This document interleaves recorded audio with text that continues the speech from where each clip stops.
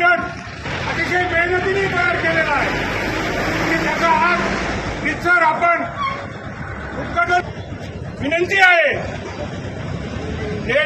हा जो रथ मध्ये पारावर सर्व कांदा उत्पादक शेतकऱ्यांनी एकत्र हा नाशिक जिल्ह्यातला पहिलाच कांद्यावरचा रथ आहे। विशेष करून किरण मोरे आणि केशव हे अभिनंदन करतो।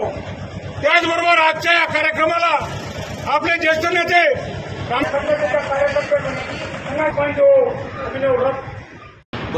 अतिवृष्टी गारपीट याच्यातून संकटातून शेतकऱ्यांनी मोठ्या प्रमाणात कांदा पिकवला होता, पण केंद्र सरकारने कांदा निर्यात बंदी करून शेतकऱ्यांवर मोठा घाला केलेला आहे। त्याच्यानंतर भरपूर शेतकऱ्यांनी आंदोलन केले, पण कांदा निर्यात बंदी खुली झाली नाही।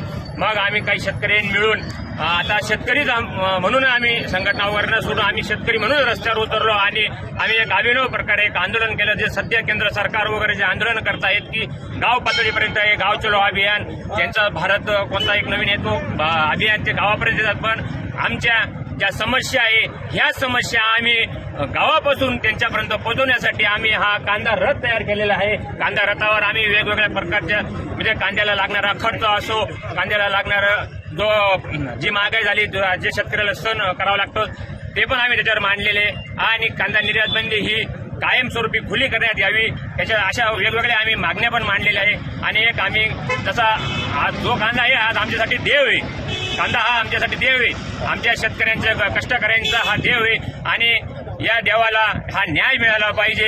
याला कायमस्वरूपी ही निर्यात बंदी खुली पाहिजे, याच्यावर कुठल्याही प्रकारचं निर्बंध नसायला हवे। कारण शेतकरी जेव्हा कांदा पिकवतो तो कुठल्याही पद्धतीचं त्याच्यावर निर्बंध नसतात, त्याला जे पाहिजे असतं कांद्याला तो लाडाने पुरवतो, लाडाने मोठं करतो। पण जेव्हा तो मोठा होतो आणि बाहेर त्याची परदेशात जायची वेळ येते, एक वेळ आमचा बाप शेतकरी नाही गेला परदेशात चालेल, पण आमचा कांदा गेला पाहिजे।